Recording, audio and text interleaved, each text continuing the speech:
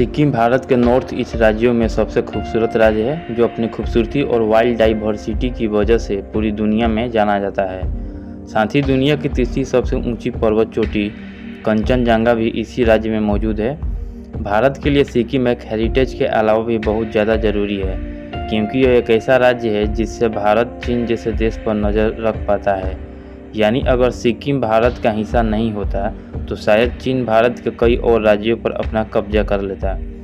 लेकिन दोस्तों, आपको जानकर हैरानी होगी कि आज़ादी के 28 साल तक सिक्किम भारत में शामिल नहीं था, लेकिन साल 1975 में बहुत सारे प्रयास के बाद कहीं जाकर सिक्किम भारतीय गणराज्य का हिस्सा बन पाया था। क्या था वो ऑपरेशन जिसे पूरा करने के लिए रॉ ने अपना सब कुछ दांव पर लगा दिया?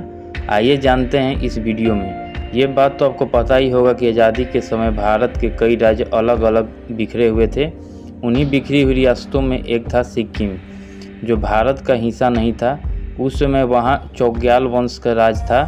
1947 में सरदार पटेल चाहते थे कि बाकी रियासतों की तरह ही सिक्किम को भी भारत में मिला लिया जाए, लेकिन जैसा कि आपको पता ही होगा कि नेहरू को चीन की ज़्यादा ही फिक्र थी, इसलिए उस समय नेहरू सिक्किम को भारत में जोड़ने पर उतना जोर नहीं दिया।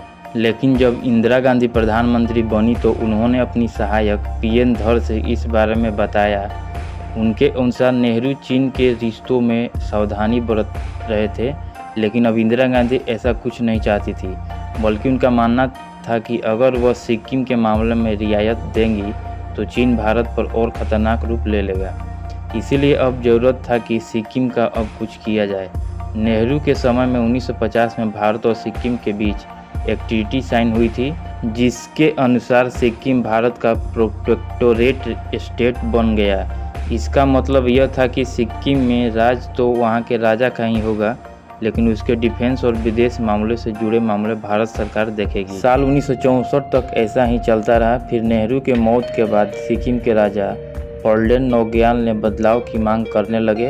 उनका कहना था कि 1950 के ट्रीटी में बदलाव करते हुए सिक्किम को भूटान के जैसा स्टेटस मिले, यानी एक अलग स्वतंत्र देश जैसा कि भूटान आज है। इसी वजह से वो ट्रीटी में बदलाव करने के लिए 1967 में भारत आए और उन्होंने भारत के प्रधानमंत्री इंदिरा गांधी से मुलाकात की।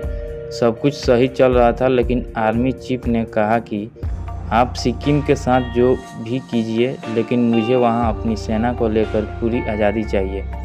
अब ये होते होते साल 1970 का समय आ चुका था और सिक्किम में बदलाव के आग लग चुकी थी। लेकिन अगले ही साल 1971 में युद्ध हुआ और इस युद्ध के ख़त्म होने के बाद एंट्री हुई रॉ की। 1973 के शुरुआत में दो ऑपरेशन एक साथ शुरू हुए, ऑपरेशन जनमत और ऑपरेशन ट्यूबलाइट।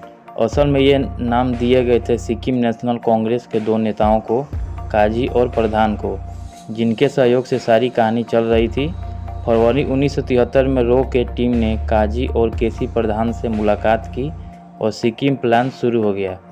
इसी दौरान रॉ की एक यह भी पता चला कि CIA पहले ही चौग्याल से मिल चुके थे और CIA का एक एजेंट नॉर्थ ईस्ट के एक इलाके में रह रहा था। बनर्जी ने सीधे काओ को इस बात की जानकारी दी। दिल्ली में तुरंत एक हाई लेवल की मीटिंग बुलाई गई और यह कहा गया कि ऑपरेशन को और तेज़ी दिया जाए।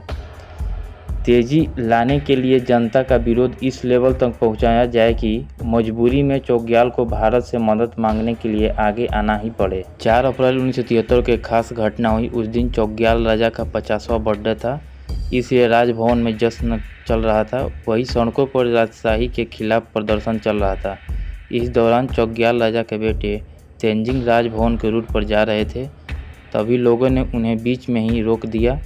इसी बीच उनके गार्ड ने लोगों पर गोली चला दी, जिसमें 2 लोगों की जान चली गई। इसी को लेकर पूरे सिक्किम में चक्का जाम हो गया और आखिरकार राजा को सरकार से मदद मांगनी ही पड़ी, जिसके बाद सिक्किम और भारत के बीच एक समझौता हुआ, जिसमें लिखा गया था कि भारत सिक्किम के प्रशासन को अपने हाथ में लेगा और सिक्किम पुलिस भारतीय सेना के अंडर में काम करेगी। जिसके बाद सिक्किम नेशनल पार्टी ने आंदोलन खत्म किया। 8 मई को एक और समझौता हुआ, जिसके तहत चौग्याल राजा के पास केवल राजभवन और वहां के गार्ड पर नियंत्रण रह गया। इंदिरा गांधी ने काओ से कहा था कि सिक्किम का पूरा विलय भारत में होना चाहिए। इससे कम में वह किसी भी सूरत में राजी नहीं थी।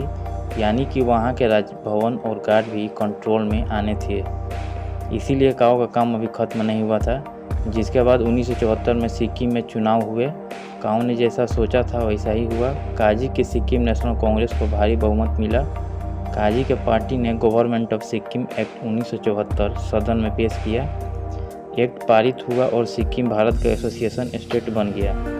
पूर्ण राज्य बनाने के लिए रेफरेंडम जरूरी था। उससे पहले एक आखिरी कदम जरूरी था, राजभवन को अपने नियंत्रण में लेने का, जहां पर भारी मात्रा में सिक्किम गार्ड तैनात थे और ये सब राजा के वफादार थे। विधानसभा के अनुमति से सेना राजभवन पर कब्जा नहीं कर सकती थी।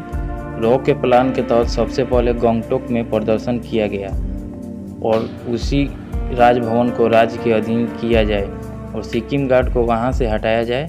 इसके बाद सिक्किम नेशनल पार्टी के नेता काजी ने भारतीय अधिकारियों को 2 लेटर लिखे जिसमें उन्होंने आर्मी की मदद मांगी और इसके बाद 8 अप्रैल को सिक्किम के 3 बटालियन राजभवन पहुंची और उसके बाद सेना ने राजभवन को अपने कब्जे में ले लिया। इसके बाद पूरे विधानसभा की देखरेख में एक रेफरेंडम कराया गया जिसमें 97% वोट भारत में विलय के पड़े और इसी के तहत 16 मई 1975 को सिक्किम पूरी तरह से भारत का 22वां राज्य बन गया। तो दोस्तों, ये थी सिक्किम का भारत में विलय की कहानी।